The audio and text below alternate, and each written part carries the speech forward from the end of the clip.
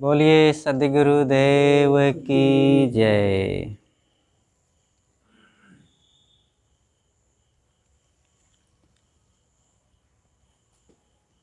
बीजक से आज का प्रसंग है, कोई देव तुम्हारा कर्म बंधन काटने वाला नहीं है। कर्मों का फल स्वयं को भोगना पड़ता है। सद्गुरु कबीर का 110वां पद बड़ा मार्मिक है। आपन कर्म नामेटो जाई, कर्म का लिखा मिटै धों कैसे, जो युग कोटि सिराई। आपन कर्म नामेटो जाई। गुरु वशिष्ठ मिले लगन सुधायो, सूर्य मंत्र एक दीन्हा। जो सीता रघुनाथ विवाही, पल एक संच न कीन्हा। आपन कर्म नामेटो जाई। तीन लोक के करता कहिए, बाल बधो बरियाई।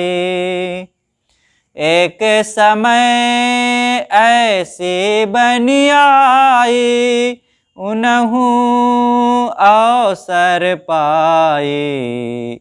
आपन कर्म नामेटो जाई। नारद मुनि को बदन छिपायो, कीन्यो कपि को स्वरूपा। शिशुपाल की भुजा उपारी, आप भये हरि ठूठा। आपन कर्म नामेटो जाई। पार्वती को बाँझ न कहिए, ईश्वर न कहिए भिखारी। कहीं कबीर करता की बातें, कर्म की बात निनारी। आपन कर्म नामेटो जाई। आपन कर्म नामेटो जाई। सद्गुरु कहते हैं कि अपने कर्म बिना उनको भोगे वो मिट नहीं सकते हैं। जिनकी आराधना करके, जिनकी पूजा करके, जिनका नाम जप करके हम सोचते हैं कि हमारे कर्म मिट जाएं और हमें फल भोग ना करना पड़े जो हमने गलत कर लिया है, कैसे भला मिटेंगे? जिनका नाम लेते हैं उन्हीं का नहीं मिटा है। साहब ने सबको गिनाया है कि जिनकी उपासना करके, जिनकी आराधना करके तुम अपने पाप कर्मों को मिटाना चाहते हो और उसके फल भोग से बचना चाहते हो, वे भगवान भवानी, वे ईश्वर, वे देवता, वे अवतारी, वे भी अपने कर्मों से छुट्टी नहीं पाए हैं। सबको यहाँ भोगना पड़ता है। इसलिए हम कर्मों के फलों को मिटाने के लिए न सोचें, बल्कि उन दुखदायी कर्मों को करें ही ना, उन कर्मों को छोड़ने के लिए सोचें। हम बुरे कर्म अगर करेंगे तो उसका फल मिलेगा। साहब का ये जो वचन है कितना अकाट्य वचन है, अमर वाक्य है कि आपन कर्म न मेटो जाई। अपने किए हुए कर्म मिटाए नहीं जा सकते हैं। कर्म का लिखा मिटाए धों कैसे, जो युग कोटि सिराई। पुनः साहब उसी बात पर जोर देते हैं और कहते हैं, भला तुम्हारे किए हुए कर्मों का परिणाम मिट कैसे सकता है? वो कभी नहीं मिट सकते हैं। चाहे करोड़ों युग बीत जाएं, चाहे जितना समय बीत जाए, ये ऐसा सिस्टम है कर्मों का कि और कोई भौतिक चीज हो तो सड़ सकता है, गल सकती है, और वो किसी कारणवश जल सकता है, या और किसी भी ढंग से वो नष्ट हो सकता है, लेकिन ये कर्म नष्ट होने वाले नहीं हैं। कर्मों के नष्ट होने का एक ही उपाय है, या तो उस बुरे कर्मों के फलों को भोग डालें सह करके, तो ये तो कोई सही उपाय ना हुआ मिटाने का, क्योंकि जब सकाम भाव से जीवन जिएंगे तो वो समय से आएंगे कर्म फल भोग, और उनको भोगना पड़ेगा, लेकिन तब तक दूसरे कर्म संस्कार बन जाएंगे, और फिर ये हमारा जन्म मरण का चक्र चलता रहेगा, वो सिलसिला बंद नहीं होगा। कारगर उपाय यह है कि पूर्ण अनासक्ति, पूर्ण निर्मोहता पूर्वक जीवन को जिया जाए। राग का खत्म कर देना ही कर्म बंधनों से छुट्टी पाने का उपाय है। जो व्यक्ति राग को खत्म कर देगा वो बुरे कर्म तो करेगा नहीं, बंधनदायी कर्म तो करेगा नहीं, क्योंकि राग खत्म होने का परिणाम यह है, उसकी पहचान यह है कि जिसने राग को पूरी तरह से समाप्त कर दिया वो अपनी ज्ञानेंद्रियों को संयमित रखेगा, आसक्ति पूर्वक फिर वो ना खाएगा, ना देखेगा, ना छुएगा, ना सूंघेगा, ना स्पर्श करेगा। इंद्रियों के जो विषय हैं राग पूर्वक ग्रहण करने से ही कर्म बंधन बनते हैं, और जिसने राग को मिटा दिया, पूर्ण निष्काम हो गया, अब कर्म तो करना पड़ेगा, तो कर्म अब वो करेगा केवल शरीर निर्वाह के लिए, शरीर रक्षा के लिए, तो निष्काम भाव से करेगा, खाएगा लेकिन अनासक्ति पूर्वक। ऐसा चटनी, ऐसा अचार, ऐसा मुरब्बा, ऐसा घी, ऐसे लड्डू, ऐसी मिठाई, ये सब राग नहीं, साफ शुद्ध पवित्र सात्विक हो, और जैसा भी मिल जाए, ऊंच नीच कुछ खाने के लिए मिले, शरीर के लिए अनुकूल हो, और जो कुछ मिल जाए बस ठीक है, अनासक्ति पूर्वक। इसी तरह छुएगा। ऐसा नहीं है कि कोई ज्ञानी हो गया है, वैराग्यवान हो गया है तो वो स्पर्श बंद कर देगा। कैसे बंद हो जाएगा? कपड़ा छुएगा, गाड़ी छुएगा, और अपना लोटा कमंडल बिस्तर छुएगा, छूना तो पड़ेगा, राग पूर्वक नहीं। अब रागात्मक स्पर्श है कि कहीं किसी में सुख मान करके, प्राणी पदार्थों को सुख मान करके, नर नारी में सुख मान करके, या और भी किसी चीज में सुख मान करके स्पर्श करना, ये राग पूर्वक स्पर्श है, और यही बंधन देगा। और स्पर्श में सबसे प्रबल बंधन है विषय वासना, काम वासना, और ये बिना राग के हो ही नहीं सकता है, और ये महाबंधन है।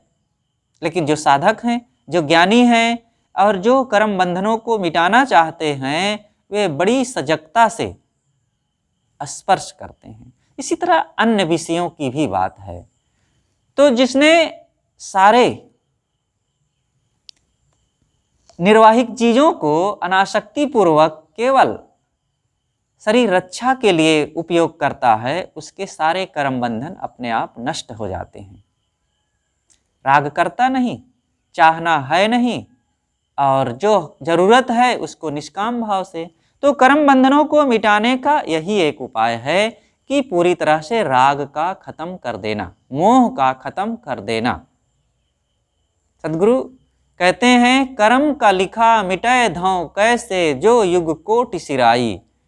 अगर राग बना है, आसक्ति बनी हुई है, तो चाहे करोड़ों युग बीत जाएं, लेकिन वो कर्म फल कर्ता के पास ही आएंगे, वो कभी भूल नहीं जाएंगे, आएंगे।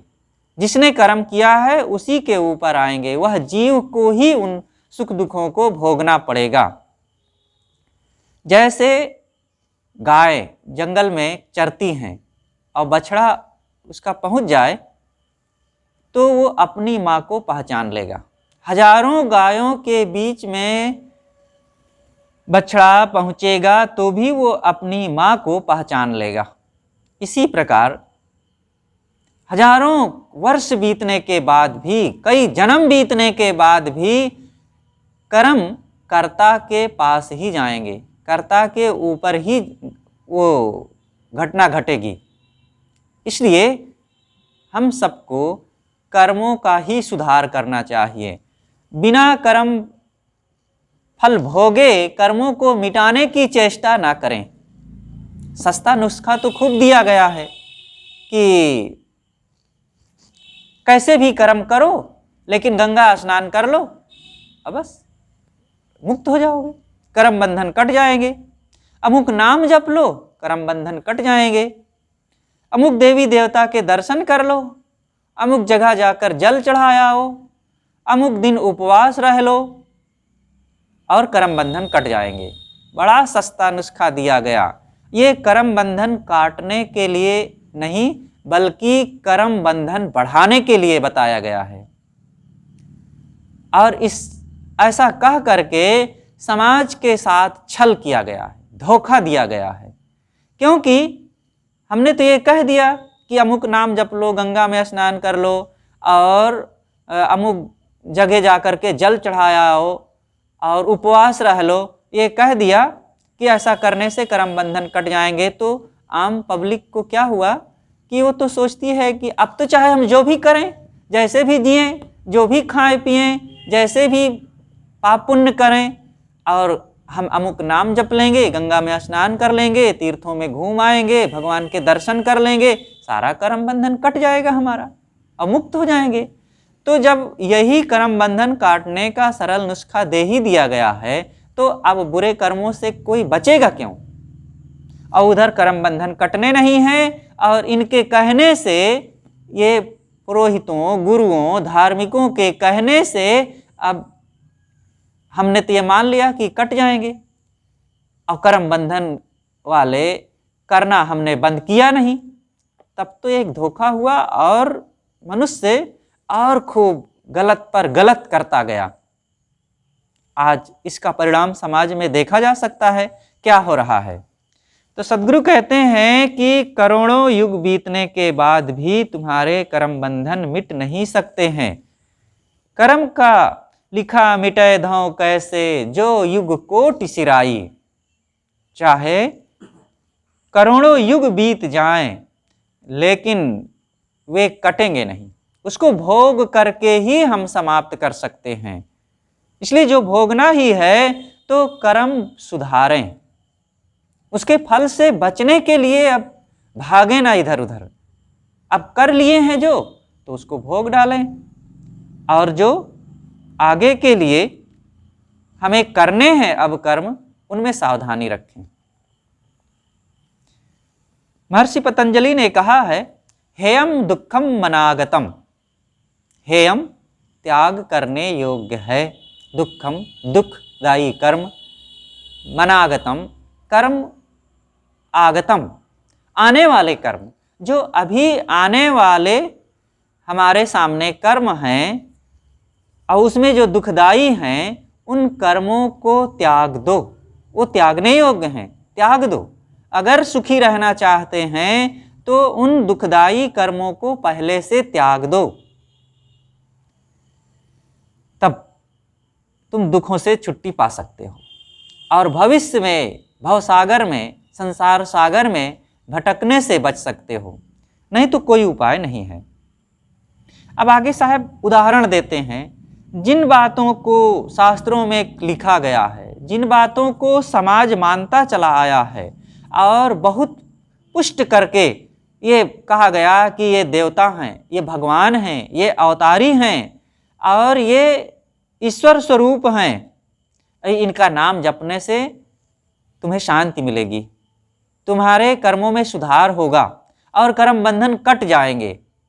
सदगुरु उनका उदाहरण देते हुए कहते हैं कि देखो, किसी के नाम जप के भरोसे ना रहो, क्योंकि वो भगवान भवानी भी नहीं बचे हैं और इसको पंडितों ने भी क्षमा नहीं किया है। उन्होंने लिखा है अपने शास्त्रों में, पुराणों में, और सदगुरु कबीर ने उन्हीं का उदाहरण दिया है।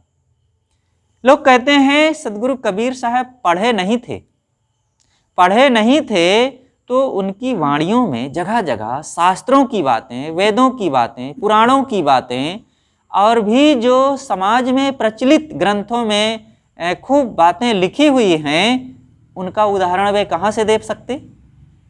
या तो वे स्वयं पढ़ते रहे होंगे शास्त्रों को, या तो उनके पास ऐसे विद्वान साधक रहे होंगे जो शास्त्रों की बातों को पढ़ पढ़ करके सुनाते रहे होंगे और सदगुरु कबीर साहब उस पर अपनी समीक्षा देते रहे।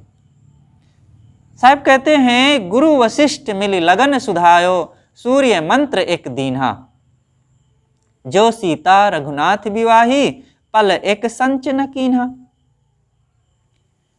महाराज श्री राम का सीता जी के साथ जो जनक सुता थी,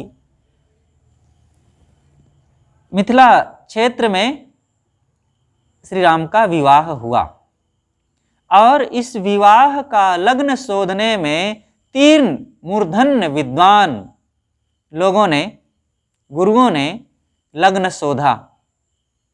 श्री राम के पुरोहित थे, गुरु थे श्री वशिष्ठ जी और श्री विश्वामित्र जी। इन्होंने बड़ी विधि विधान पूर्वक इन चारों भाइयों के विवाह का लग्न शोधा और तैयार किया। और उधर जनकपुर में राजा जनक के, मिथिला नरेश के यहाँ श्री शतानंद जी पुरोहित थे और उन्होंने सीता जी के लिए, मतलब इन तीनों ने इस विवाह में अपनी अपनी गहरी भूमिका निभाई। लग्न मुहूर्त शोधने में और सावधानियां रखने में किसी प्रकार से कोई अशुभ ना होने पावे और किसी प्रकार से कोई गलत परिस्थिति ना आने पावे, ऐसा तैयार किया। लेकिन जो हुआ सब जानते हैं। जो सीता जी श्री राम के साथ ब्याही गई, इतनी पवित्र देवी और इतना समर्पित होकर के एकनिष्ठ श्री राम के अनुगामिनी बनी रहीं, लेकिन उनके जीवन में कभी भी सुख ना मिला। एक क्षण भी उनका जीवन चैन से नहीं बीता। विवाह हुआ और धनुष तोड़ा गया। स्वयंवर हुआ था और स्वयंवर की शर्त यह थी कि इस धनुष को जो उठा लेगा उसके साथ सीता जी का विवाह होगा। बड़े बड़े राजा महाराजे आए पूरे देश से और एक से एक धुरंधर, एक से एक प्रतापवान, एक से एक बलवान लोग आए, लेकिन कोई भी वो शिव जी का धनुष उठा ना सका। और श्री राम ने प्रत्यंचा चढ़ाई और डोरी खींचते ही कहा जाता है धनुष टूट गया। अन्य लोग तो धनुष को उठा तक नहीं पाते थे, लेकिन श्री राम का बल, उनका पौरुष देखिए कि उन्होंने धनुष को डोरी खींचते ही वो टूट गया। और पुराणों में ये बातें लिखी हैं कि टूटते ही इतनी आवाज हुई कि परशुराम जी को पता चल गया कि मेरे गुरु शिव जी का धनुष की आवाज है और ये टूट गया। वो कुपित होकर के आए और तब तक इधर विवाह हो चुका था और आते ही जो सभा में खलबली मचा दिए और श्री राम और लक्ष्मण जी और जनक जी, दशरथ जी सबको जो फटकारे कि मेरे गुरुदेव महादेव जी का ये धनुष किसने तोड़ा। और फिर लक्ष्मण जी ने उनको जो जवाब दिया वो बड़ा सब रोचक है, लेकिन इसका भाव यहाँ पर इतना ही है कि ये सब खलबली उथल पुथल शादी होते ही अभी एक दिन भी नहीं बीता, सीता जी को सुनना पड़ा। उनको भी अनुताप तो हुआ होगा कि क्या ये मेरा विवाह, ये विवाह के बाद ही ये सब खलबली शुरू हो गई और आतंक शुरू हो गया, हल्ला गुल्ला कलह शुरू हो गया और यहाँ तक कि मारने के लिए धमकाने लगे श्री परशुराम जी। तो ये एक पहली घटना घटी। आए अयोध्या में, उधर 4 बहनें थी, इधर चारों भाई थे, और चारों का एक साथ विवाह हुआ था जनकपुर में। आए अयोध्या लौट करके आए, और इधर भरत जी के मामा जी मतलब कैकेयी के पिताजी और भाई ने भरत और शत्रुघ्न को कैकेयी देश बुलाने के लिए पहले से युधाजित को मतलब भरत जी के मामा जी को भेज रखे थे कि जाओ हमारे दोनों उन नातियों को बुला के लाओ, और वे अयोध्या आ चुके थे। जैसे ही विवाह हुआ, विवाह के वहाँ अयोध्या पहुँचने के 1 दिन 2 दिन बाद ही उनको नाना के यहाँ ननिहाल जाना पड़ा। वे चले गए दोनों भाई।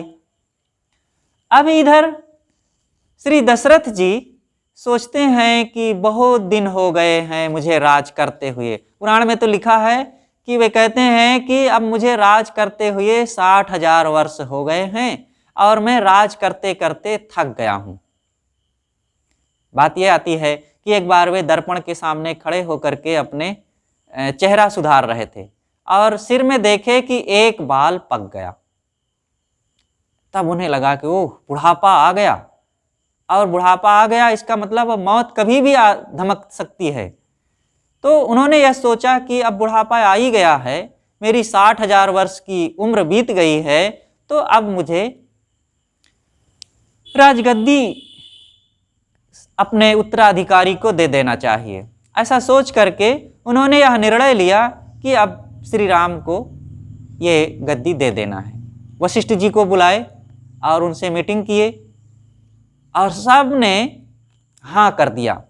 ऐसा लगता है कि उस समय का कैसा तानाशाही राज रहा हो, कोई भी सलाह नहीं दिए कि महाराज अभी थोड़ा रुकिए, भरत जी एक योग्य आपके पुत्र हैं और शत्रुघ्न भी छोटे हैं, लेकिन 2 खास, अब 4 भाई में से 2 भाई ना रहें और सत्ता परिवर्तन हो जाए, इतना बड़ा काम हो जाए राज में, ये उचित नहीं है। किसी ने सलाह नहीं दिया और हाँ में हाँ मिलाते गए दशरथ जी के, और दशरथ जी ने निर्णय ले लिया कि ठीक है, अब कल ही राज तिलक हो जाए। उन्होंने कहा है, लिखा है कि अच्छे लोगों का भी मन बदलने में देरी नहीं लगती है। अब जब ये बात निर्णय सर्वसम्मति से पारित हो ही गया है प्रस्ताव, तो अब देरी करना ठीक नहीं है, शुभ काम में देरी नहीं, कल ही राम का राज तिलक हो जाए। सबने स्वीकार कर लिया। राम को बुलाया गया और राम से कहा गया कि राम, तुम कुशासन पर आज विश्राम करना और ब्रह्मचर्य का पालन करना और बड़ी सावधानी से जीवन जीना, तैयारी करके कल आना और कल तुम्हारा राज तिलक होगा। इधर कैकेयी को पता चला, और कैसे पता चला? मंथरा से। मंथरा वो कैकेयी देश से आई हुई थी। कैकेयी की एक प्रकार की नौकरानी थी, दासी थी, और उसके मन में यही था कि मैं चलूँगी कैकेयी के साथ, और क्योंकि ये वरदान का पता था। जब कैकेयी के साथ राम दशरथ का विवाह हुआ था, तो उन्होंने कैकेयी देश के राजा से, कैकेयी नरेश से ये बात कर लिया था कि मैं तुम्हारी बेटी से शादी करूंगा। उन्होंने कहा कि मैं शादी तब करूंगा अपनी बेटी की आपके साथ कि जब कैकेयी से पैदा हुए बच्चे का आप अयोध्या का राज तिलक करेंगे, तभी मैं शादी करूंगा। उन्होंने कहा ठीक है।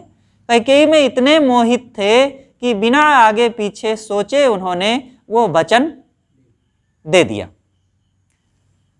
अब इधर राम बड़े थे, अब इनके मन में ये चोर था कि भरत जी नहीं हैं और राम बड़े हैं, और राम से ज़्यादा प्रेम लगाव था, तो ये मौका की तलाश में थे, और यही मौका दशरथ जी को लगा और ये अनुष्ठान कर बैठे।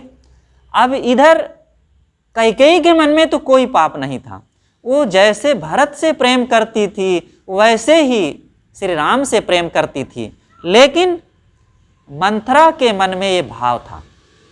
उसने पहले से सोच रखा था कि भरत राजा बनेंगे, क्योंकि दशरथ जी तो वचन दिए ही हैं, और मेरी रानी के मतलब कैकेयी का बेटा राजा बनेगा तो कैकेयी महारानी बनेगी और मैं उनकी सेविका बनूंगी, और फिर मेरा अयोध्या में और पूरे राजभवन में मेरा चौधराना चलेगा।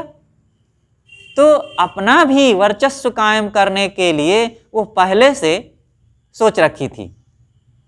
अब उसने जैसे ही सुना कि राम का राजतिलक होने जा रहा है, तब दौड़ी दौड़ी गई कैकेयी के पास। आप कुछ सुनी है? कहा क्या? कहा इतना बड़ा काम हो रहा है, आपको कुछ पता ही नहीं? कहा बता तो क्या काम हो रहा है?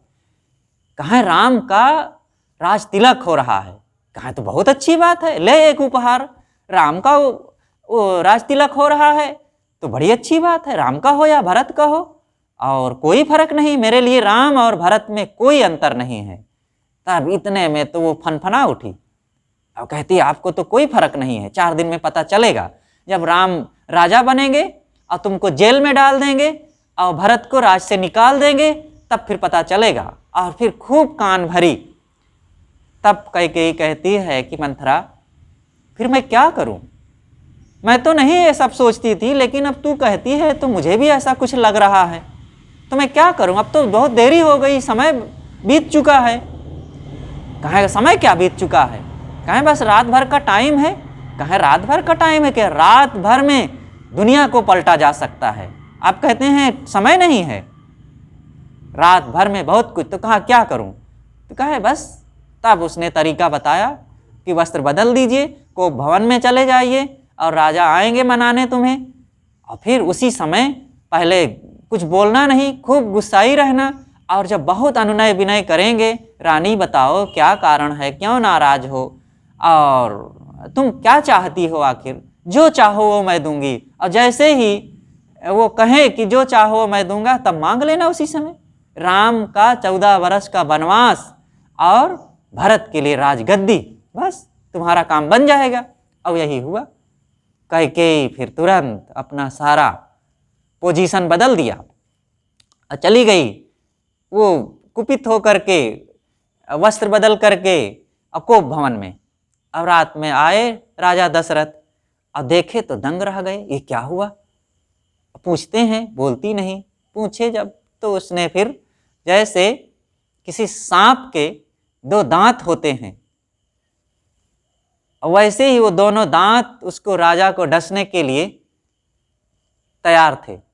वो 2 वरदान मांग लिया तुरंत। उसने कहा कि भरत को राजगद्दी और राम को 14 वर्ष का वनवास। इतना सुनते ही दशरथ के तो प्राण सूख गए। उन्होंने कहा कैकेयी तुम ये क्या मांग रही हो? ये उचित नहीं है। अरे भरत मेरे बहुत प्यारे हैं, उनको तुम राजगद्दी मांग लो, ये तो ठीक है, लेकिन राम को वनवास क्यों मांग रही हो? वो खूब मंथरा ने गढ़ दिया था कि इसमें थोड़ा भी ढीला मत होना, और ढीला होगी तो फिर राज हाथ से निकल जाएगा, और एक बार निकला तो समझ लो जिंदगी भर तुम्हें कैद खाने में रहना पड़ेगा। वो बहुत कस के गढ़ा था। तब इधर कैकेयी कहती है तो वाह, अभी तो बड़े दानी, बड़े उदार, बड़े वीर बन करके कह रहे थे कि मांगो कैकेयी मांगो, जो मांगोगी वो दूंगा। अब 2 वचन मांगते ही अब आप तो स्त्रियों जैसे बिलखने लग गए हैं। बड़ा द्रावक ऐसा वचन कहलाया गया है कि वो सुनते बनता है। अंततः वही हुआ। और राम को पता चला। वो पहले तो तैयारी में थे जैसे पिताजी कहे थे, लेकिन जैसे ही पता चला कि राम का 14 वर्ष का वनवास होगा, वे घबराए नहीं, विचलित नहीं हुए। और पहले तो बड़ी गहमा गहमी थी। उधर कौशल्या जी भी बड़ी तैयारी कर रही थी। अब जैसे सुना तो अब वनवास जाने के लिए वे तैयारी करने लग गए राम जी, और अपनी माँ के पास गए। देखे तो बहुत वो गहमा गहमी में लगी हुई थी तैयारी में। तो एक उनके लिए आसन तैयार की थी कि अभी बेटा आएगा और उसको बैठा करके मैं कुछ अपना अनुष्ठान करूंगी। जैसे ही राम पहुँचे, कौशल्या जी, माता जी एकदम सावधान हो गई, खुश हो गई कि आ गए राम। तो राम ने माँ से कहा कि माँ, ये सब की कोई ज़रूरत नहीं, हटाओ। कहा, अरे तू क्या कह रहा है? हाथ से उस सिंहासन को केवल छू लिया राम ने और कहा कि माँ, अब मुझे बन जाना है। कहा, तू क्या मजाक कर रहा है? राजगद्दी पर बैठने जा रहा है तो अब मुझसे तू मजाक करने आया है? कहे, नहीं माँ, मैं सच कहती हूँ। जैसे ही उन्होंने विश्वास दिलाया, वैसे ही कौशल्या माता भी उधर दुखी रोने लगी। और ये बहुत कहानी नहीं यहाँ कहनी है। फिर इधर आए और पिताजी बिलखने लग गए। राम ने कहा कि अब आज्ञा है पिताजी, आपने वचन दे रखा है, भले आपकी सीधी आज्ञा मेरे लिए नहीं है, लेकिन आपने वचन दे रखा है। और वचन दे रखा था तो जिसको दिया था कि कुछ भी 2 वरदान मांग लेना, तो उसने मांग लिया। तो इसका मतलब पहले से आपने वचन में मेरे लिए हार ही गए, क्योंकि वचन देने वाले को आपने कह दिया था कुछ भी मांग लेना, तो कुछ भी मांग सकता है। मेरी जान मांग सकता है, मेरे लिए वनवास मांग सकता है, राज मांग सकता है, रानियों को मांग सकता है, धन खजाना मांग सकता है। जब आपने वचन ही दे दिया है कि कुछ भी मांग लेना, तो मांग सकता है। तो अब आप हारे हुए हैं पिताजी, आप दुखी ना हो, अब मुझे जाना चाहिए। अपनी माँ की भी आज्ञा है, कैकेयी ने भी कहा है कि बेटा राम, अब तुम वनवास जाओ। उन्होंने कहा ठीक है माँ। अब वो खुश हो गए, दुखी ना हुए। साथ में सीता भी उनका अनुगमन किए और फिर सेवा में लक्ष्मण जी भी गए। तो इस प्रकार से महाराज श्री राम, जो एक जिनको कहा जाता है 24 अवतारों में श्री राम जी को अवतारी माना गया, और वे अवतारी भगवान परमात्मा भी जिन्हें कहा गया, वे भगवान भी देखो वनवास गए। और वन में गए तो क्या क्या कठिनाइयाँ आई। जयंत ने रास्ते में ही सीता जी को अपनी चोंच से, जयंत नाम का कोई पक्षी था कहा जाता है, और वो सीता जी को नोच डाला था एक बार। और फिर बीच में और किसी ने सीता जी को अपहरण कर लिया था। इन दोनों से बचाए राम। और अंतिम में तो रावण, एक महान दुर्धर राजा, वो अपहरण कर ही ले गया। और बीच में जंगल, काटे, खाई, भूख, प्यास, ये सब सहना पड़ा। कितनी प्रतिकूलताएं उन्होंने सहा। तो सीता जी कहती हैं कि लगता है कि मेरा जीवन दुख भोगने के लिए ही बना है क्या? अब सीता जी ही केवल दुखी रही ऐसी बात नहीं है, श्री राम भी तो उनके साथ रहे, वे भी तो सारी कठिनाइयां सहे, सारा दुख सहे, और बेचारे कितना कष्ट उठा करके जंगल जंगल सीता जी के लिए रोते बिलखते हुए समय बिताए। तो जब कोई देर तक अपना दुखड़ा रोने लगता है, तब सुनने वाला कहता है, यार क्या तुम अपनी राम कहानी शुरू कर दिए। राम कहानी का मतलब दुख भरी कहानी। ये राम के जीवन से जुड़ गया कि मतलब राम का जीवन इतना दुखों से भरा हुआ था कि कोई का दुखड़ा राम कहानी के नाम से अब कहा जाने लगा। तो महाराज श्री राम अपने दुखों को ना मिटा सके, अपने पिता को सुखी ना बना सके, अपनी माँ को सुखी ना बना सके, अपनी पत्नी को सुखी ना बना सके, तो हमें उनका नाम जप करके क्या हम सुखी हो सकेंगे? हमारे कर्म बंधन कट जाएंगे? ये सदगुरु कबीर स्वयं नहीं कहते हैं, बल्कि पंडितों ने पुराणों में, वो ग्रंथों में लिखा है। तो सदगुरु कहते हैं कि कर्म का लिखा मिटाए धो कैसे, जो युग कोटि सिराई। इतने मूर्धन्य विद्वानों ने बड़ी सावधानी सजगता के साथ श्री राम और सीता का विवाह रचा, लग्न शोधा, लेकिन और सूर्य मंत्र दिया गया विवाह में कि जिससे काफी ये सब सुखी रहें, जीवन इनका खुशहाल रहे। लेकिन जो होना है वही होगा, जो कर्मों में लिखा है वही होना है, और उसका सुख दुख मिलना ही है। सीता जी एक पल के लिए भी चैन से ना रह सकी जीवन में। और जब उधर बहुत युद्ध करने के बाद और लक्ष्मण को शक्ति बाण लग गई, उसमें कितना श्री राम को रोना पड़ा, और कई दिनों तक युद्ध चला। बीच बीच में श्री राम हताश हो जाते थे कि अब क्या होगा। लेकिन हनुमान जी, अंगद जी, विभीषण जी सब समझाते थे कि घबराएं नहीं, होगा, आपकी विजय होगी। और फिर लड़ते थे। करते करते करते अंततः विजय हुई, सीता जी को ले आए। लेकिन अब फिर सीता जी के लिए कहा गया कि इतने दिन जो रही वह अपनी पवित्रता सिद्ध करें। देखो, सीता जी के ऊपर फिर एक विपत्ति आ गई। कोई वो शौक से रही रावण के अंक में, कोई जबरदस्ती हर ले गया था। वो हर ले गया था, छुआ, ये तो विवशता थी। लेकिन सीता जी बाद में वहां पहुंचने के बाद किसी को अपना शरीर छूने तक नहीं दिया।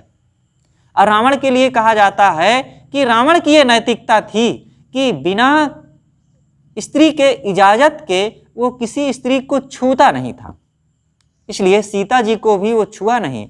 हाँ, सीता जी को मनाता रहा कि तुम मान जाओ और मेरी हो जाओ, लेकिन सीता जी मान नहीं सकी।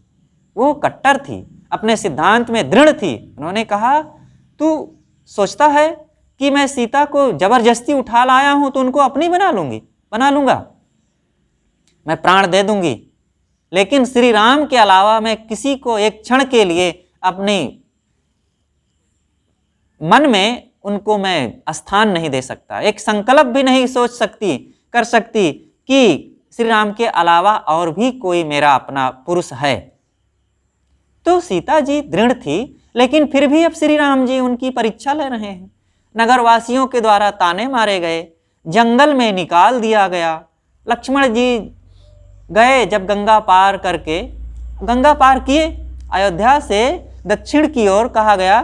श्री राम ने कहा कि उधर वाल्मीकि जी का आश्रम है और जाओ गंगा पार सीता जी को छोड़ आओ। और वहाँ जब गंगा पार करना, रथ से उतारना, उनकी गठरी और झोला झंडी धरना, तो बता देना अपवाद के डर से भैया ने आपको निकाल दिया है राज से। और जब सीता जी के साथ यही किया गया, गंगा, पहले तो ये बताया गया था उनको कि सीता जी का मन था, उनके पेट में बच्चा था, उनका मन था कि मैं ऋषियों, मुनियों, ज्ञानियों, संतों के दर्शन करूं। तो यही कहा गया कि चलो आपको ऋषियों के दर्शन कराने के लिए हम ले चल रहे हैं। और जब गंगा पार किए, एक पेड़ के नीचे रथ रोके और उनका सामान दिया गया, उनके चरणों में रख दिए और फूट फूट कर लक्ष्मण जी रोने लग गए बैठ करके। तो सीता जी पूछती हैं, अरे तुम क्यों रो रहे हो? अपने भैया से एक दिन के लिए अलग हुए और उनके वियोग को नहीं सह पा रहे हो, इसलिए रो रहे हो? कैसे तुम कमजोर हो?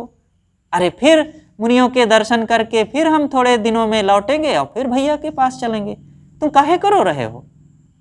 लेकिन लक्ष्मण रोते गए तो सीता जी को कुछ आशंका हुई। पूछा, आखिर बताओ तुम क्यों रो रहे हो? तब लक्ष्मण ने बताया कि भाभी, भैया ने अपवाद के डर से आपको सदा के लिए राज से निकाल दिया है। इतना सुनते ही सीता जी तो गिर पड़ी धड़ाम से। किसी तरह संभाली अपने को, होश में आई, लक्ष्मण संभाले। तब वे रोते हुए, बिलखते हुए कहती हैं, अभी मैं गंगा में कूद करके अपने प्राण दे देती, लेकिन क्या करूं, मेरे पेट में बच्चा है और ऐसा करने से श्री राम का राजवंश ही डूब जाएगा, इसलिए ऐसा नहीं करूंगी। लेकिन मैं अनाथ अबला जंगल में रह करके कैसे अपने दिन गुजारूंगी? अभी तक तो जंगल में मेरे दिन बीते जिस किसी तरह, और तुम्हारे भैया साथ में थे, तुम साथ में थे, लेकिन अब मैं अकेली कैसे बिताऊंगी? ऋषि मुनि पूछेंगे, गुरु माताएं पूछेंगे कि किस अपराध के डर से तुमको श्री राम ने निकाला है, तो मैं क्या जवाब दूंगी? लेकिन अंततः वही होना था जो श्री राम ने कहा। लक्ष्मण उनको छोड़ करके रोते हुए वापस आ गए और सीता दूर तक देखती रही जब तक लक्ष्मण का रथ दिखता रहा। अब इधर देखो, जंगल में सीता जी का बीता समय और वाल्मीकि आश्रम में गई, फिर वहीं उनका रहना हुआ, तो कितना कठिनाइयां सहना पड़ा। यहाँ कहने का ये भाव इतना लंबा यही था कि जो सीता जी श्री राम से ब्याही गई, माँ लक्ष्मी उनको कहा जाता है, लेकिन वो लक्ष्मी और भगवान श्री राम दोनों भी सुखी ना रहे, अपने कर्मों का फल भोग ना काट सके। सीता जी एक बार रोते हुए कहती हैं कि पूर्व जन्म में मैंने पता नहीं किस पुरुष का उसकी स्त्री से वियोग कराया था, जो आज मेरे जीवन में बार बार घटना घट रही है। कहीं विराध राक्षस मुझे हर ले गया, तो कभी रावण हर ले गया, अब हर तो कोई नहीं रहा है, श्री राम ही मुझे निकाल रहे हैं। तो पता नहीं किस जन्म का मेरे ये कर्मों का फल भोग उदय हुआ है, जो बार बार मुझे ये भोगना पड़ रहा है। तो सदगुरु कबीर जो कहते हैं, कितना ठोस और प्रामाणिक उनका ये वचन है कि कर्मों का फल मिटाया नहीं जा सकता है भाई। इसलिए जप करके किसी का नाम और पूजा पाठ, हवन तर्पण और दान पुण्य, गंगा स्नान और किसी देवी देवता के दर्शन करके तुम अपने पाप कर्मों को काटने के लिए मत सोचो। पाप करना ही बंद करो और जो कर चुके हो अब धैर्यपूर्वक उसको भोग डालो। अब आगे कर्मों में सावधानी रखो बस। तीन लोक के कर्ता कहिए बाली बध्यो बरियाई, एक समय ऐसी बनी आई उन्हु अवसर पाई। कहा जाता है महाराज श्री राम तीनों लोकों के कर्ता धर्ता हैं, लेकिन ऐसे कर्ता धर्ता परमात्मा सर्वज्ञ जब जंगल में थे और किष्किंधा पहाड़ पर पहुंचे, तो वहां पर पहाड़ के पीछे हनुमान जी से मुलाकात हुई और वहां पर सुग्रीव जी रहते थे। वे अपने राज से डर करके छोड़ करके आ गए थे और यहाँ पहाड़ पर रहते थे। बड़े भाई उनके बाली थे और बाली के डर से यहाँ पर पर्वत में छिपे रहते थे। और सुग्रीव के मंत्री थे हनुमान जी। तो पता चला, लोगों ने बताया कि दो तपस्वी एक स्त्री के साथ इसी तरफ आ रहे हैं। तो सुग्रीव ने जाकर के हनुमान जी को कहा कि पता लगाओ और वे कौन हैं। हनुमान जी गए, पता लगाए और जब पता चला कि वे कोई हमारे विरोधी नहीं है, शत्रु नहीं हैं, बल्कि एक बड़े अच्छे हैं और उनकी ज़रूरत है। स्त्री तो मतलब सीता जी तो साथ में नहीं थी, तब तक रावण हर ले गया था, दो ही थे। और हनुमान जी को श्री राम जी ने बताया कि मेरी ये व्यवस्था है। तब हनुमान जी बड़े मनोवैज्ञानिक थे, तब उन्होंने भाप लिया कि इसमें दोनों की मित्रता करा देने से काम बन जाएगा। काम क्या बन जाएगा कि राम के सहयोग से सुग्रीव को इधर राज मिल जाएगा और सुग्रीव को जब राज मिल जाएगा, पूरी राज सत्ता लेकर के फिर रावण से युद्ध करके श्री राम को सीता मिला दिया जाएगा।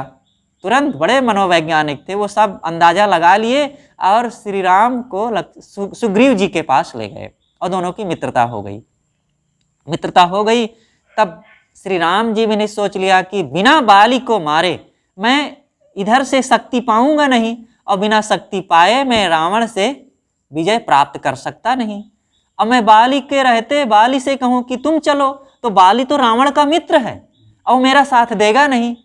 तो एक राजनीति उन्होंने अपनाया। श्री राम जी बड़े राजनीति कुशल भी थे, तो उन्होंने सोचा कि जब तक बाली मारा नहीं जाएगा, अब मारने का एक ही कारण है कि अब मित्रता हो गई है सुग्रीव से और इन दोनों में आपस में दुश्मनी है, तो इनको फिर से हम लड़ाएं और फिर उसी बीच में हम इनको मार देंगे। तो सुग्रीव को भेजा कि जाओ तुम ललकारो बाली को, और वो ललकारे। तो फिर एक बार तो पिट करके भाग खड़े हुए थे चिल्लपों करते हुए, लेकिन फिर जब ललकारे तो तारा ने बाली को समझाया था कि देखो ये कुछ कारण है, हमने सुना है कि दो राजकुमार आए हुए हैं और सुग्रीव की उनसे मित्रता हो गई है, शायद उन्हीं के बल पर ये फिर से आके गरज रहा है। तो बाली के मन में बड़ा निर्दोषता थी और बड़ा मतलब वो सोच रखा था कि वो क्यों मुझे मारेंगे, वे तो राजपुरुष हैं, तपस्वी हैं, जंगल में आए हैं, मेरा उनसे कोई बैर विरोध नहीं है। तो उनके मन में बड़ा अच्छा भाव था। लेकिन जब सुग्रीव ललकारा तो वो बैठा ना रह सका, फिर आया लड़ने। अब दोनों एक समान थे, पहचान नहीं पाए। अब इतने बड़े अवतारी भगवान परमात्मा थे कि पहचान ही नहीं पाए दोनों में से कौन बाली है कौन सुग्रीव। और फिर बाली ने कस के उनको रगड़ा और पीट दिया। फिर बेचारे हाँफते कांपते सुग्रीव भागे और आए राम के पास। वाह राम, आप तो कहते थे मैं वचन निभाऊंगा, आप तो कहते थे कि मैं तुम्हें जिता दूंगा, अब बाली को मारूंगा, बड़े अच्छे आप मित्र बने। अब खूब कस के व्यंग किया और कटु राम को कहा। राम कहते हैं सुग्रीव तुम घबराओ मत, मैं पहचान नहीं पाया बाली को। अच्छा फिर से जाओ। कहें वाह एक बार पिट गया हूँ फिर से जाऊं? तो लेकिन कहें घबराओ मत, जाओ। और फिर अब की बार माला पहना करके भेजे ताकि मैं पहचान सकूं तुम्हें कि माला वाला ही सुग्रीव है। और सुग्रीव फिर से गए।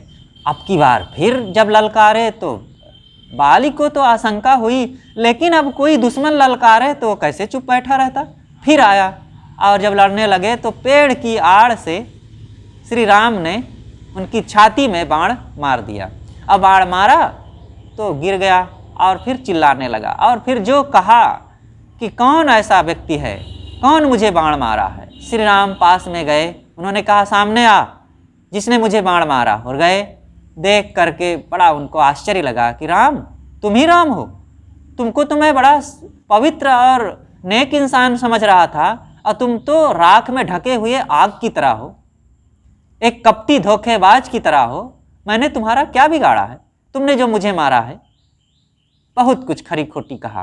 तो इन सब बातों से यही पता चलता है कि श्री राम ने धोखे से बाली को मारा है। तो बाद में पंडितों ने लिखा कि श्री राम ही अगले जन्म में श्री कृष्ण हुए। और जब उधर महाभारत युद्ध के 36 वर्ष बाद द्वारिका में कृष्ण जी थे तो उनके परिवार के सारे यादव वंशी लोग शराबी हो गए और शराब पान करके आपस में इतना लड़े कि सब कट मर गए। और स्त्रियों में चिल्लपों शुरू हो गया, बूढ़े सब अनाथ हो गए, नौजवान सैकड़ों हजारों लोग सब मारे गए। तो श्री कृष्ण जी परेशान हुए। उन्होंने स्त्रियों को समझाया और तुरंत दूत भेज करके कहा कि जाओ अर्जुन को बुला लाओ और यहाँ बचे हुए बच्चे और स्त्रियों को, बूढ़ों को ले जाएं हस्तिनापुर। अब मैं यहाँ एक पल भी नहीं रहूँगा। और सबको समझाते हुए चले गए वे जंगल। कौन? श्री कृष्ण जी जंगल चले गए और वहाँ पर ध्यान साधना में, अब वो बूढ़े थे, 120 साल की उम्र हो गई थी, जंगल में लेटे हुए थे। और जरा नाम का व्याध आकर के हिरन समझकर दूर से बाण मारा, पैर में लगा और वहीं पर उनके प्राणांत हो गए। वो पास में पहुंचा व्याध, देखा कि श्री कृष्ण जी, वो घबरा गया, बड़ा क्षमा मांगने लगा। श्री कृष्ण ने कहा कि घबराओ मत, अब जो होना है सो हो गया। और उनको बहुत पीड़ा हुई और थोड़े समय में प्राण छोड़ दिए। तो पंडितों ने लिखा कि देखो श्री राम ही श्री कृष्ण हुए और बाल ही जरा नाम का व्याधि हुआ और वो आज अपना बदला ले लिया। कर्म बंधन कटे? नहीं कटे ना, भगवान होते हुए भी ना काट सके। तो तीन लोक के कर्ता के, जिनको कहा जाता है तीनों लोकों के स्वामी है भगवान श्री राम, वे अपने कर्म बंधन ना काट सके और जो कुछ किए थे उनको आज फल भोग सामने आया। एक समय ऐसी बनी आई उन्हू अवसर पाई, नारद मुनि को बदन छिपायो कीन्हो कपि को स्वरूपा। और शिशुपाल की भुजा उपारी आप भय हरि ठूठा। कहा जाता है कि नारद जी, एक विश्व सुंदरी थी, वहाँ की सुंदरी थी विश्व मोहिनी, और उसका स्वयंवर होने वाला था। तो उसमें बहुत से राजा महाराजा आए, विष्णु जी भी आए हुए थे। तो नारद जी भी पहुँचे और नारद जी ने सोचा कि विश्व मोहिनी है और मैं उसके प्रभावित कर लूँ, अगर वो मुझे जयमाला पहना दे तो वो मेरी पत्नी बन जाएगी। और ऐसा सोच करके वे विष्णु जी के पास गए और विष्णु जी से कहा कि भगवान आप मुझे अपना रूप दे दीजिए। तो विष्णु जी ने सोचा कि अच्छा अब ये विश्व मोहिनी को पाना चाहते हैं, तो उन्होंने बंदर का मुख बना दिया। अब वो सोचे कि मैं तो अब विष्णु का रूप पा ही गया। अब वो स्वयंवर में जा करके उचक उचक करके जिधर विश्व मोहिनी जाती है जयमाला लिए, उधर ही जा करके बैठ जाते हैं कि मुझे शायद देख नहीं पाई है, मैं इसके सामने फिर जाके वहाँ बैठ जाऊँ। और वहाँ बैठ रहे हैं। तो सब लोग समझ गए कि नारद जी देखो बंदर का मुख काला काला लिए इधर उधर उचक रहे हैं, अब विश्व मोहिनी इनकी तरफ देखे ना। तो लोगों ने मजाक किया कि अरे नारद तुम क्या इधर उधर जा करके अपना जरा दर्पण में पानी में चेहरा तो देखो, देखे तो काला मुंह। वो एकदम परेशान हो गए। तब उन्होंने विष्णु जी को शाप दिया कि जिस प्रकार मैं स्त्री के लिए इधर उधर भागता रहा, तुमको भी एक दिन भागना पड़ेगा।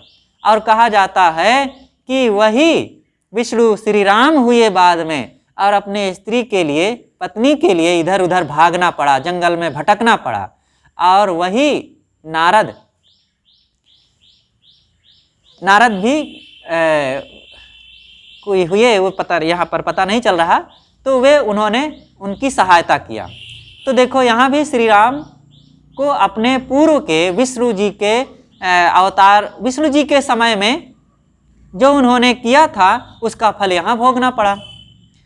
तो साहब कहते हैं कि नारद मुनि को बदन छिपायो कीन्हो कपि को स्वरूपा। इसका परिणाम विष्णु जी को भी राम अवतार में भोगना पड़ा। ये पंडितों ने लिखा। अब अवतार हुआ कि नहीं हुआ, वही जीव आकर के ये शरीर धरा कि नहीं, ये बात अलग छोड़ दीजिए। लेकिन जो कर्म फल मिटाने के लिए लोग कहते हैं कि इनका नाम जपो तो कर्म फल भोग मिट जाएगा, और उन्हीं पंडितों ने फिर कहा कि इनका नहीं मिटा तो तुम्हारा कैसे मिटेगा। इन बड़े बड़े देवी देवता, भगवान भवानी अवतारियों का नहीं मिटा तो तुम क्यों इनके पीछे पड़े हो। उन्होंने ही खुद लिखा है। और शिशुपाल की भुजा उपारी आप भय हरि ठूठा। कहा जाता है कि श्री कृष्ण की बुआ थी, कौन थी, सुश्रुआ, ऐसे शायद कुछ नाम था। तो उनको बच्चा पैदा हुआ, और वो बच्चा के 4 हाथ थे और 4 या 3 नेत्र थे। जैसे ही पैदा हुआ, उस देवी ने देखा बच्चे को तो घबरा गई, अरे ये कैसा है। तो कहा जाता है आकाशवाणी हुई कि तुम घबराओ मत, ये बहुत बलवान, बड़ा प्रतापवान होगा ये लड़का। तब इन्होंने पूछा कि ठीक है, ये बड़ा प्रतापवान बलवान होगा, लेकिन ये इसकी मौत कैसे होगी। तब आकाशवाणी हुई कि जिसके गोद में जाने से इस बच्चे के 2 हाथ और नेत्र, अतिरिक्त नेत्र झड़ जाएंगे, उसी के द्वारा इसकी मृत्यु होगी। तो जब बच्चे के लिए उन्होंने अनुष्ठान किया, भोज भंडारा किया, बहुत से राजे महाराजे बुलाए गए, लोग आए, सब की गोद में वो बच्चे की माँ बच्चे को रखती थी। और किसी के गोद में जाने से बच्चे का हाथ ना झड़ा, नेत्र लुप्त ना हुआ। श्री कृष्ण भी गए अपनी बुआ के बच्चे को देखने के लिए, अपने फुफेरे भाई को देखने के लिए। तो जैसे इनके गोद में बच्चे को रखा गया तो उसके 2 हाथ और 2 हाथ झड़ गए और वो नेत्र लुप्त हो गए। वो देख करके घबरा गई कि मेरे भतीजे के द्वारा ये मारा जाएगा। तब उन्होंने कहा कि बेटा तुम मेरे बेटे को क्षमा करना। कहा बुआ तुम घबराओ मत, मैं इसकी 100 गलतियों को माफ करता हूं। जिस एक गलती से इसको मारा जा सकता है, इसको मृत्यु का दंड दिया जा सकता है, ऐसी 100 गलतियां मैं इसकी माफ कर दूंगा। तब बहन बुआ को लगा कि अरे ऐसी गलती तो ये करेगा ही नहीं, 100 गलती क्यों करेगा। लेकिन वही हुआ। और युधिष्ठिर के राजसूय यज्ञ में शिशुपाल श्री कृष्ण को जो गालियां दिया, जो अपमान किया, जो भद्दा और कटु कठोर कहा, श्री कृष्ण गिनते गए 1 2 10 20 50 98 99 और कहे कि अब शिशुपाल सावधान, बस अंतिम एक तुम्हारी गलती और क्षमा कर सकता हूं। और वो 100 से भी पार कर गया और श्री कृष्ण ने शिशुपाल को मार दिया। तो कहा जाता है कि शिशुपाल को श्री कृष्ण ने मारा और उसकी मानो दोनों भुजाएं उखाड़ लिया था। उनके गोद में जाने से भुजाएं गिर गई थी, मानो उखाड़ लिया। तो उसका फल भोग श्री कृष्ण को भोगना पड़ा। कैसे भोगना पड़ा? जब द्वारिका में श्री कृष्ण जी यदुवंशियों के विनाश के बाद जंगल में चले गए, जरा नाम के व्याध से मारे गए और फिर उनका शरीर वहीं पड़ा रह गया और समुद्र का तूफान आया। द्वारिका समुद्र के बीच में है, भेंट द्वारिका समुद्र के बीच में है, हम गए हैं वहां। तो एकदम टापू है, चारों तरफ से जल राशि। तो समुद्र का तूफान आया और उनकी लाश को ले गया। और वो लाश बहते बहते बहते जगन्नाथ पहुंच गई। और जगन्नाथ पहुंची तो लोग उसको पाए और फिर जगन्नाथ जी में स्थापित कर दिए। वही धाम बन गया महाराज श्री कृष्ण का धाम, जगन्नाथ धाम। और तब तक कई दिन बीत गए थे, हाथ होंठ सड़ के गल गए थे, अब हाथ नहीं है। तो अब वहाँ की जो मूर्ति बनी हुई, कहा जाता है श्री कृष्ण भगवान की लाश को वहाँ पर स्थापित कर दिया गया बिना हाथ की ठूठी। तो अब वो ठूठे, तो लोगों ने, पंडितों ने कहा कि देखो उनके हाथ उखाड़े थे तो अब बिना हाथ के यहाँ लूले बैठे हैं। तो एक बार गुरुदेव जी अयोध्या में छोटी छावनी, महाराज श्री नृत्य गोपाल दास जी महाराज के छावनी में महाराज जी के से मिलने के लिए गए।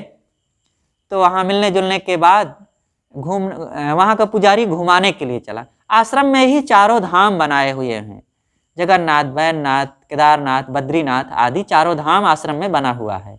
तो पुजारी गुरु जी संत समाज के साथ थे, घुमाने के लिए चला। तो जब जगन्नाथ धाम में पहुंचा तो पुजारी ने कहा, महाराज मैं इस मूर्ति को देखता हूं तो मुझे बहुत दुख होता है, बड़ी करुणा लगती है। देखो भगवान के दोनों हाथ है नहीं है। गुरु जी ने कहा, भगवान अपना कर्म फल भोग रहे हैं, आप क्या करेंगे? तो सब लोग हंस दिए। तो भगवान अपने कर्म फल भोगे कि नहीं भोगे, कोई बच नहीं सकता है। इसलिए साहब यहाँ कहते हैं कि शिशुपाल की भुजाऊ पारी, आप उभय हरि ठूठा। अपना भी जाकर के लूले जगन्नाथ में बैठे हुए हैं। अब पार्वती को बांझ न कहिए, ईश्वर न कहिए भिखारी।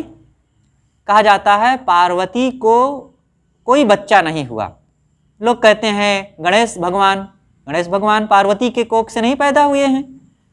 और फिर कहते हैं कार्तिकेय भी नहीं पैदा हुए हैं।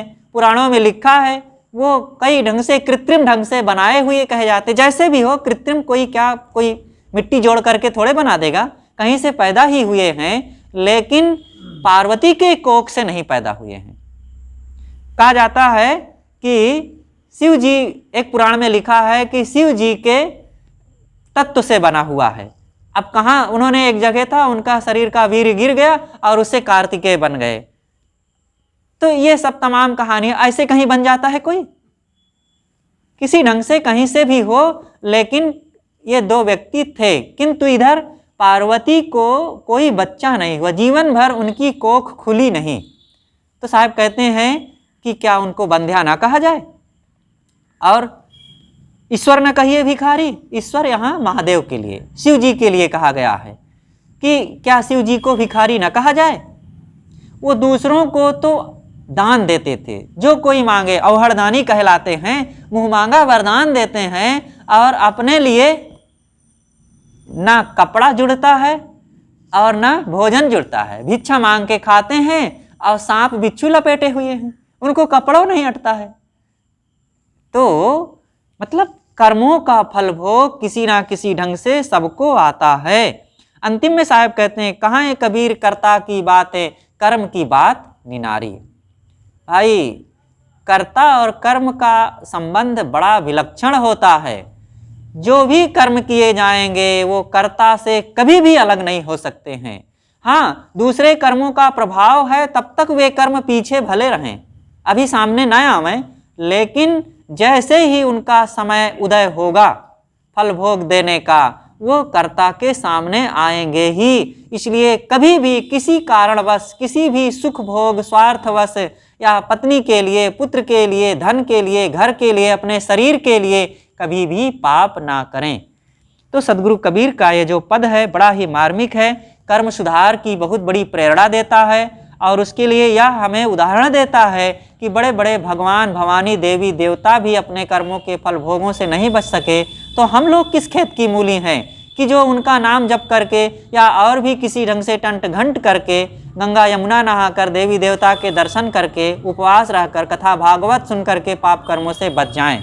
जो हमने किया है उसका फल मिलेगा, इसलिए सदैव अच्छा करें। अगर अच्छा चाहते हैं तो कौन नहीं अच्छा चाहता है, कौन दुखी होना चाहता है? इसलिए अगर आप सुखी होना चाहते हैं तो अपने कर्मों में सुधार लावें। तो सदगुरु कबीर साहब का बीजक में जो ये उद्धृत पद है 110वां, बड़ा ही मार्मिक, बड़ा ही ज्ञान गंभीर और इतिहास और पुराणों की कहानियों से प्रामाणिक है। और हम सबको बहुत बड़ा संबल देता है कि हम अपने जीवन में संयम सदाचार का मार्ग अपनावें और अपने जीवन को सुधारें। बस बोलिए सद्गुरुदेव की जय। वंदन है गुरुदेव तुम